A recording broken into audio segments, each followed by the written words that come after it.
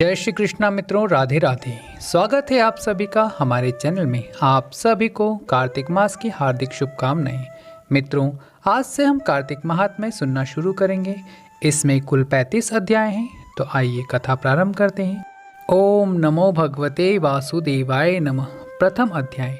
नौमी शारण तीर्थ में एकत्र हुए 88,000 शौनकादिक ऋषियों के समक्ष कार्तिक माह के महात्म्य का वर्णन करते हुए श्री सूत जी महाराज बोले, आज मैं कार्तिक माह के महात्म्य की जिस कथा को आपको सुना रहा हूँ, उससे ज्ञान प्राप्त करके मनुष्य अपने जीवन को सुखी बना लेता है। पाप कर्म को छोड़कर वह बैकुंठ को गमन करने का अधिकारी होता है। सूत जी बोले, हे ऋषियों, श्री कृष्ण के पास से महर्षि नारद जी आज्ञा लेकर चले गए तो सत्यभामा जी आनंदित होती हुई बोली, हे नाथ, मेरा जीवन सफल है। मैं आप जैसे विश्ववंदित पति को प्राप्त कर कृतार्थ हुई। मेरे माता पिता धन्य हैं जिन्होंने मुझे जन्म दिया। आपको 16,000 रानियों में आपकी अत्यंत प्यारी हूँ। मैंने कल्पवृक्ष आदि पुरुष आपके साथ नारद जी को विधि पूर्वक दान में दे दिया था, परंतु वही कल्पवृक्ष आज मेरे गृह में सदा लहराया करता है। इस बात को मृत्युलोक में कोई भी स्त्री नहीं जानती है। हे स्वामी, यदि आप मुझसे प्रेम करते हैं तो मैं यह जानना चाहती हूँ कि आप मुझे वह कार्य बतलाइए जिसे करने से आप मुझसे किसी प्रकार भी विमुख न हो सकें। मैं यह अपने हित से आपसे जानना चाहती हूँ। सूत जी कहने लगे, हे ऋषियों, सत्यभामा के ऐसे वचनों को सुनकर श्री कृष्ण जी हंसने लगे। उन्होंने विलास भाव से सत्यभामा की बाह पकड़ ली और उसे कल्पवृक्ष के नीचे ले गई। वहां प्रेम भाव से कहने लगे, प्रिय, 16 सहस्त्र रानियों में तुम प्राणों की तरह प्रिय हो और तुम्हारे कारण ही मेरा देवताओं तथा देवराज इंद्र से विरोध हुआ है। सूत जी बोले, यह विरोध इस बात पर हुआ था कि एक दिन श्री कृष्ण सत्यभामा सहित गरुड़ पर सवार होकर जब इंद्रलोक में जा पहुंचे और वहां सत्यभामा की इच्छा पूर्ति हेतु इंद्र से कल्पवृक्ष मांगा। इंद्र के न देने पर गरुड़ और इंद्र का घोर युद्ध हुआ। गोलोक में गो और गरुड़ के मध्य में होने वाले इस युद्ध में गरुड़ की चोट से गवों के कान और पूंछ कटने से जहाँ जहाँ रुधिर गिरा, वहाँ उनके कान से तंबाकू और रुधिर से मेहंदी की उत्पत्ति हुई। गरुड़ के पंख जहाँ गिरे, वहाँ से गो भी उत्पन्न हुई। इसी कारण इन वस्तुओं का सेवन मोक्ष की प्राप्ति नहीं होने देता है। गोओं के सींग से गरुड़ के 3 पंख टूटकर जो पृथ्वी पर गिरे, उनसे नीलकंठ, मोर और चकवा चकवी पक्षी उत्पन्न हुए। उसमें नीलकंठ, मोर और चकवा चकवी को देखने पर गरुड़ जी के दर्शन का फल प्राप्त होता है। सूत जी कहने लगे, श्री कृष्ण ने सत्यभामा से कहा, हे प्रिय, मैं तुम्हें हर वस्तु तुम्हारे मांगने पर उपलब्ध करा सकता हूँ। तब क्या इस आश्चर्यजनक प्रश्न का उत्तर न दूंगा?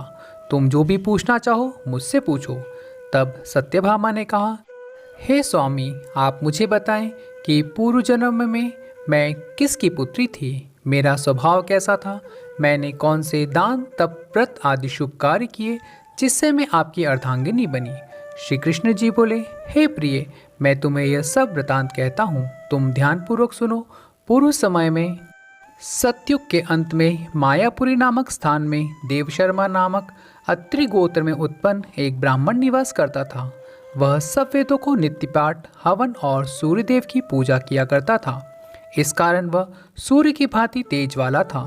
उसके वृद्धावस्था में उसे गुणवती नामक कन्या पैदा हुई। विवाह योग्य होने पर उस पत्नीहीन ब्राह्मण ने अपनी कन्या का विवाह अपने शिष्य चंद्रशर्मा के साथ कर दिया। चंद्रशर्मा अपनी भार्या गुणवती के साथ अपने ससुर की कुटिया पर रहने लगा। एक समय दोनों ससुर जमाता कुशा तथा समिधा लेने के लिए हिमालय की तलहटी में पहुंचे। वहां उन्होंने अपने समक्ष एक भयानक राक्षस को पाया तो भय से उनके शरीर शिथिल हो गए। उनमें वहां से भागने की भी शक्ति न रही। उस काल रूपी राक्षस ने उन दोनों को मार डाला। धर्मात्मा होने के कारण तथा सूर्य पूजक होने से दोनों को मेरे पार्षद बैकुंठ को ले गए, क्योंकि शिव, गणेश, सूर्य, देवी और विष्णु की उपासना पूजा करने वाले सभी धर्मात्मा व्यक्ति स्वर्ग की प्राप्ति करते हैं। मैं अलग होता हुआ भी काल और कर्मों के भेदों से 5 रूपों में व्याप्त हूँ। वे दोनों तेजस्वी मेरे रूप को धारण कर विमान पर चढ़कर मेरे लोक में रहकर दिव्य भोगों को भोगने लगे। इति श्री प्रथम अध्याय संपूर्ण। ओम नमो भगवते वासुदेवाय नमः। राधा दामोदर भगवान की जय। दूसरा अध्याय। सूत जी कहने लगे, श्री कृष्ण भगवान ने आगे का हाल सुनाते हुए कहा कि अपने पिता एवं पति की मृत्यु का हाल सुनकर गुणवती अत्यंत दुखी हुई और रुदन करने लगी। हे स्वामी, हे पिता, आप लोग मुझे किसके सहारे छोड़कर चले गए? मैं निराश्रय कैसे रहूं? मेरे भोजन वस्त्र का प्रबंध अब कैसे होगा? कौन करेगा? मेरे पास तो कुछ भी नहीं है। मैं किसकी शरण जाऊं? वैधव्य का यह कोप मेरे ऊपर किस प्रकार हुआ? अब मैं कहाँ जाऊं, कहाँ बैठूं और क्या करूं? श्री कृष्ण बोले, इस प्रकार विलाप करती हुई, केले के पत्ते की भांति कांपती हुई वह अंत में धरती पर गिर पड़ी। कुछ समय के बाद जब वह सावधान हुई तो उठकर पुनः विलाप करने लगी। कुछ समय वह शोक सागर में डूबी रही। तत्पश्चात उसने घर की वस्तुओं को बेचकर द्रव्य एकत्र किया और अपने पिता और पति की पारलौकिक क्रियाओं को संपन्न किया। सभी कार्य विधिवत पूर्ण करने के बाद वह अपनी इंद्रियों को वश में रखे शुद्ध सात्विक जीवन उसी नगर में बिताने लगी। वह अपने जीवन पर्यंत सभी एकादशी व कार्तिक मास के व्रतादि को करती हुई अंत में मोक्ष को प्राप्त हुई। हे प्रिय, कार्तिक मास का व्रत तथा एकादशी के सभी व्रत मुझे अत्यंत प्रिय हैं। कार्तिक मास में तुला राशि पर सूर्य के निकलने पर प्रातः काल का स्नान बहुत महत्व का है। वह मुक्ति का दाता है। कार्तिक मास में स्नानादिक धार्मिक कार्यों से पुत्रादिक संपत्ति प्राप्त होती है। विष्णु भगवान के मंदिर की सफाई, धुलाई, सात्या काढ़ना, विष्णु की सेवा पूजा, कथा कीर्तन करना सुख संपत्तियां तथा ऐश्वर्य प्रदान करता है। यदि मन में कोई व्यक्ति कम से कम 3 दिन भी प्रतिवर्ष इस पुण्य कृत्यों को करता हुआ व्रत करे तो उसे जीवन में सुख शांति मिलती है। गुणवती हर वर्ष कार्तिक मास का व्रत व विष्णु का नित्य पूजन किया करती थी। एक समय वृद्धावस्था होने पर दुर्बल होते हुए और ज्वर से पीड़ित रहने पर भी वह कार्तिक में गंगा स्नान करने को गई। वहाँ जो ही पानी में उतरी तो अत्यंत शीत से ठिठुरने लगी। वह थर थर कांपने लगी, जल में गिर गई। उसी समय गुणवती ने आकाश से विमान उतरता हुआ देखा जिस पर गरुड़ की ध्वजा लगी थी। उस विमान में बैठकर वह मेरे समक्ष आई। जब कंसादिक असुरों के संहार के लिए ब्रह्मादिक देवताओं की स्तुति करने पर मैंने इस लोक में अवतार लिया तो मेरे साथ तुम भी आई।